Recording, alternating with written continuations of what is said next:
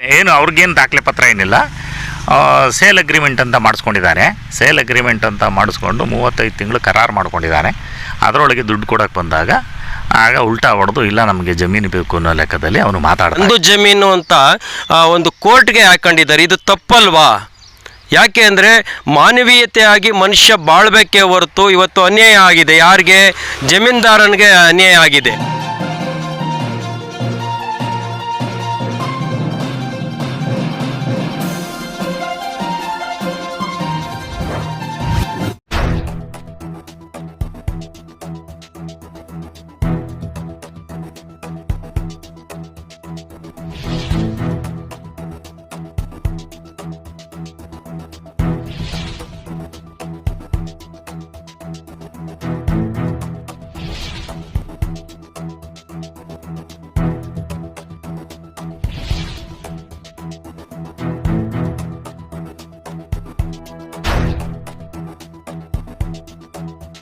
ನಮಸ್ಕಾರ ವೀಕ್ಷಕರೇ, ನಾವು ನಾಗರಾಜ್ ಅಂದ್ಬಿಟ್ಟು ನೆಮ್ಮಿನಾಯಕನಹಳ್ಳಿ ಗ್ರಾಮದ ಸಂಜೀವ್ ಶೆಟ್ಟರ್ ಮಗ ನಾಗರಾಜ್ ಅಂದ್ಬಿಟ್ಟು ನಮ್ಮದು ಈ ಜಮೀನು ಒಬ್ಬರಿಗೆ ಚಿಕ್ಕವನು ಉರ್ಪ್ ಚೆನ್ನೈಗೌಡ ಅನ್ನೋರಿಗೆ ಜಮೀನು ಮಾಡೋದಕ್ಕೆ 8 ವರ್ಷದಿಂದ ಕೊಟ್ಟಿದ್ವಿ.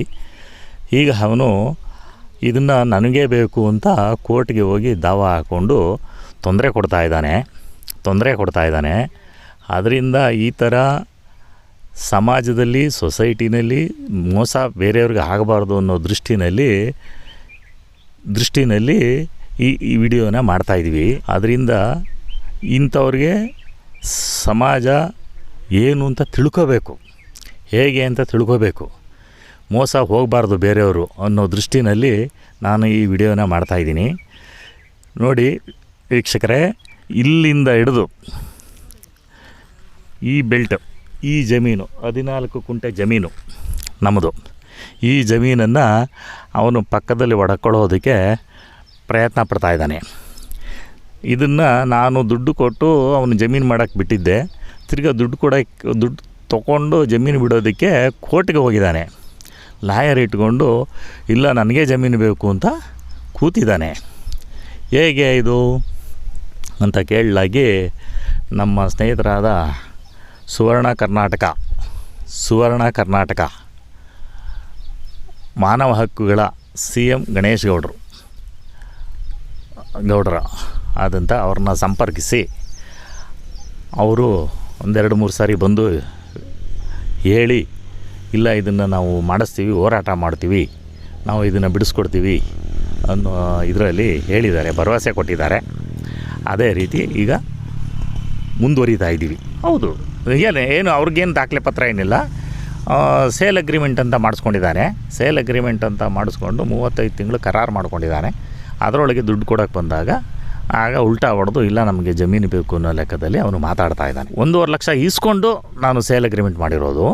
ಆ್ಯಕ್ಚುಲಿ ಅವನು ಅಗ್ರಿಮೆಂಟಲ್ಲಿ 2 ಲಕ್ಷ ಬರೆದಿದ್ದಾನೆ. ಅದಕ್ಕೆ ಸಾಕ್ಷಿ ಸ್ಟಾಂಪ್ ವೆಂಡರ್ ಕರಿಗೌಡ್ರೆ ಸಾಕ್ಷಿ ಇದ್ದಾರೆ. ಅವರು ಹೇಳ್ತಾರೆ 1.5 ಲಕ್ಷನೇ ಕೊಟ್ಟಿರೋದು ಅಂತ ಅವರು ಹೇಳ್ತಾರೆ. ಅವನು ಒಪ್ಕೊಂಡಿದ್ದಾನೆ. ಇದೇ ಗಣೇಶ್ ಗೌಡರು ಮುಂದೆ ಒಂದು ಸರಿ ಇದೇ ವಿಡಿಯೋ ಇದೇ ರೆಕಾರ್ಡಿಂಗಲ್ಲಿ ಮೊದಲನೇ ಸರಿ ವಿಸಿಟ್ ಮಾಡಿದಾಗ ಒಪ್ಕೊಂಡಿದ್ದಾನೆ. ಅವನು ರೆಕಾರ್ಡಿಂಗು ಇದೆ, ವಿಡಿಯೋನೂ ಇದೆ. ಅದು 1.5 ಲಕ್ಷ ಕೊಟ್ಟಿದ್ದಾರೆ ಅಂತ. ಆಮೇಲೆ ಅವರನ್ನು ಇಲ್ಲ ನಮಗೆ ಬಿಡಿಸ್ಕೊಡಿ ಅದನ್ನು ಜಮೀನು ಅಂತ ಹೇಳಿ ಅವರಿಗೆ ಕೇಳವ್ರೆ. ಇಲ್ಲ ಈಗ ಇದನ್ನು ರಿಲೀಸ್ ಮಾಡಿಕೊಡಿ, ಆಮೇಲೆ ಮುಂದಿನ ನೋಡೋಣ ಅಂತ ಅವ್ರು ಹೇಳಿದ್ದಾರೆ. ಅವ್ರ ದುಡ್ಡನ್ನ ನಾವು ವಾಪಸ್ ಕೊಡ್ತೀವಿ. ಅವ್ರಿಗೆ ಟರ್ನಲ್ಲಿ 1.5 ಲಕ್ಷ ಕೊಟ್ಟಿದ್ರು 1.5 ಲಕ್ಷ ಕೊಡೋಕ್ಕೆ ನಾವು ರೆಡಿ ಇದ್ದೀವಿ.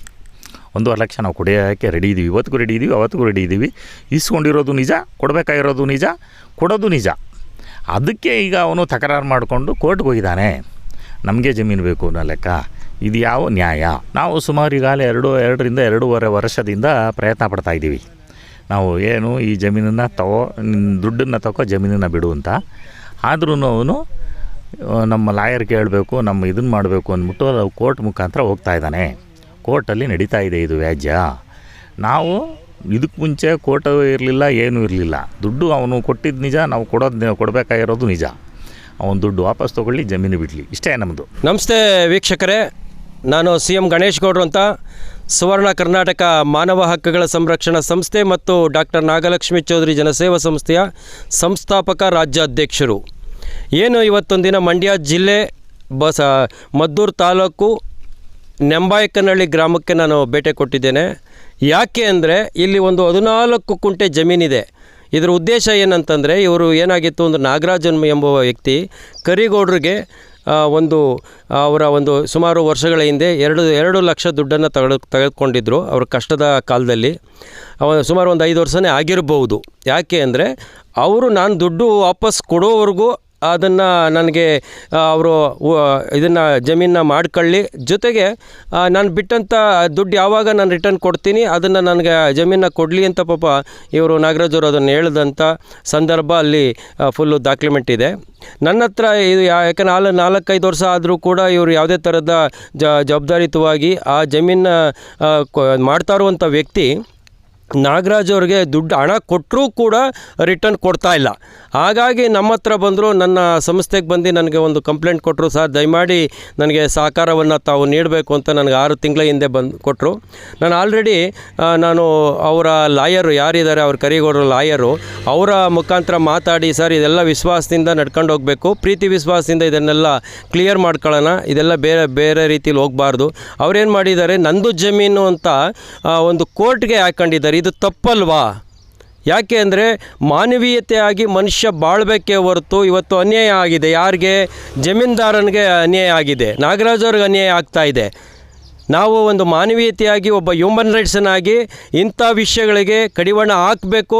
ನಾನು ಖಂಡಿತ ಮುಂದೊಂದು ದಿನದಲ್ಲಿ ಇಂಥ ಒಬ್ಬ ಅನ್ಯಾಯ ಯಾರೇ ಆಗಿರಲಿ, ಎಲ್ಲೇ ಆಗಿರಲಿ, ಯಾವುದೇ ಜಾಗದಲ್ಲಿ ಆಗಿರಲಿ, ನಾನು ರಾಜ್ಯ ಮಟ್ಟದಲ್ಲಿ ಖಂಡಿತ ಇಂಥದಕ್ಕೆಲ್ಲ ನಾನು ಸಪೋರ್ಟ್ ಮಾಡ್ತಾ ನಿಂತ್ಕೊತೀನಿ. ಜೊತೆಗೆ ಅವ್ರಿಗೆ ನಾಗರಾಜ್ ಅವ್ರಿಗೆ ಎಂಥ ಸಂದರ್ಭ ಬಂದರೂ ಕೂಡ ಅವ್ರನ್ನ ಜಮೀನನ್ನು ವಾಪಸ್ ಕೊಡಿಸೇ ನಾನು ತೀರ್ತೀನಿ. ಇದಂತೂ ಸತ್ಯ, ನಾನು ಹೇಳ್ತಾ ಇರುವಂಥದ್ದು. ನಾನು ಅವ್ರ ಲಾಯರ್ ಹತ್ರನೂ ಮಾತಾಡಿದ್ದೀನಿ. ಮುಂದೆ ಇವೆಲ್ಲ ಪರಿಣಾಮ ಸರಿ ಹೋಗೋದಿಲ್ಲ. ನೀವು ತುಂಬ ರಾಂಗಾಗಿ ಹೋಗ್ತಾ ಇದ್ದೀರಾ. ಜಮೀನು ಇವ್ರದ್ದು ಆದರೂ ಕೂಡ ನೀವು ಅವ್ರದ್ದು ಅಂತ ಪ್ರೂವ್ ಮಾಡೋಕ್ಕೆ ಕೊಡ್ತಾ ಇದ್ದೀರಲ್ವಾ? ಇದು ಯಾವ ಧರ್ಮದಲ್ಲಿದೆ? ನೀವು ಮಾಡ್ತಾ ಇರೋದು ಅನ್ಯಾಯ ಮಾಡ್ತಾ ಇದ್ದೀರಾ. ಲಾಯರ್ ಸಾಹೇಬ್ರೆ, ನೀವು ನಿಮ್ಮ ಹಣಕ್ಕೋಸ್ಕರ ಅಂಥ ವ್ಯಕ್ತಿಗಳನ್ನು ಬಲುಪಸು ಮಾಡ್ತಾ ಇದ್ದೀರಾ. ದಯಮಾಡಿ ಇಂಥವೆಲ್ಲ ನಿಲ್ಲಿಸಿ, ಇಲ್ಲ ಮುಂದೊಂದು ದಿನದಲ್ಲಿ ನಿಮ್ಮ ಬಗ್ಗೆನೂ ನಾನು ಕಂಪ್ಲೇಂಟ್ ಮಾಡೇ ಮಾಡ್ತೀನಿ.